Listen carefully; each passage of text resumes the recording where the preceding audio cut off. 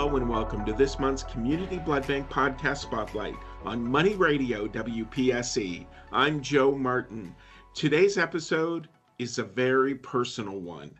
We're joined by Charlene Meerhoff, whose family has experienced firsthand just how critical blood donation can be.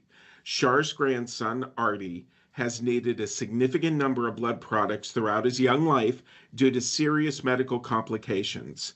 While Char was learning about the life-saving work of the Community Blood Bank, her own family was relying on that very same mission to help Artie survive and heal. Thankfully, Artie is now home from the hospital and he's doing better, though he is still waiting on a transplant. Char, thank you so much for being with us. You're welcome. Char, for listeners who may not know Artie's story, can you share a little bit about what he has been through and how blood products played a role in his care? Okay, so my grandson was born on New Year's Day, 2025, but it was at 32 weeks. My daughter had a problem during the delivery, and they had to do an emergency cesarean, and Artie lost 80% of his blood. So he was in the NICU up here, and within a couple days, they sent him to Children's Hospital in Pittsburgh. Artie was not expected to make it. That little boy is such a strong warrior. I cannot believe it.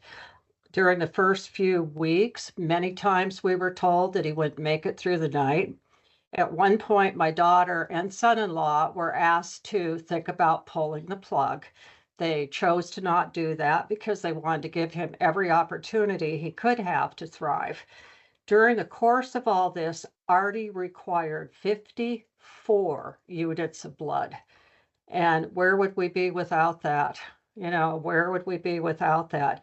That was such a lifesaver to this little guy.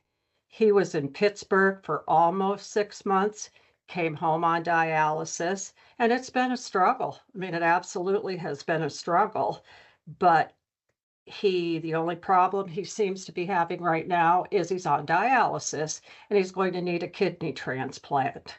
So I just can't thank donors enough for having given him this opportunity.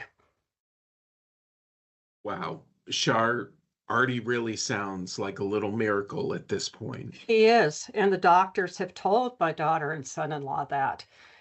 He just was not expected to be here. And, oh, he's happy and he's relatively healthy, but we still have the transplant to go through.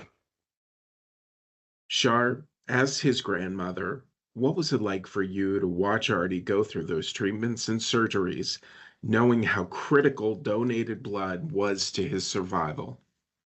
Well, I don't think I've ever cried more in my life, and I watched not only what he went through, but my daughter and son-in-law as well. This doesn't just affect the patient, it affects the families of these patients as Mhm. well. And I've had so many people come up and tell me that since this happened, they have donated in Artie's name. And I can't tell you what that means to our whole family. We've seen it firsthand. People need to donate 54 units that little guy had.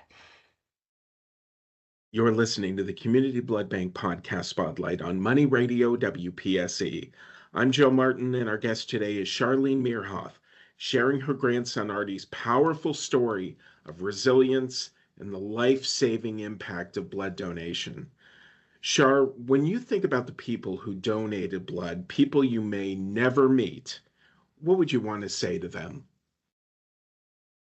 I wish people could understand how critical it is that they donate. I hear these stories inside and out, especially since all of this with the baby. So many people have shared their stories with me.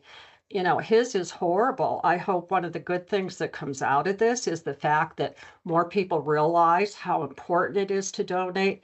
But the people that have come forward and spoke to me that have had these similar instances in their own life, and these people sharing with me how important these donations were to them, it's just unbelievable. It's unbelievable. I hope that the more the word gets out there, the more people understand how important this is and what they can give back too.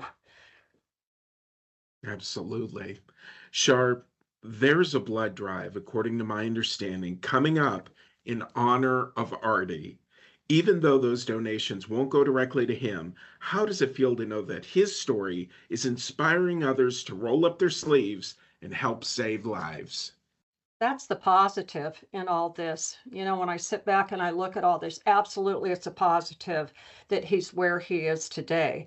But if you want to take something else good out of all this, it's that maybe it will make people aware. And we're thrilled to pieces that anybody donates at any place because you never know when you're going to need it. So we're thrilled. Shar, I can't thank you enough for sharing your family's journey with us today. And thank you for reminding us why blood donation matters so deeply. No, I want to thank you. This is such needed news. Thank you very, very much. Now, to our listeners, if you've ever wondered whether your donation makes a difference, stories like Artie's are your answer. Your single donation can help patients facing surgeries, trauma, cancer treatments, and transplants right here in Erie. For more information on upcoming blood drives or to schedule an appointment, visit forhearts.org. Once again, that's FOUR hearts.org. Thanks for listening to another WPSE podcast production.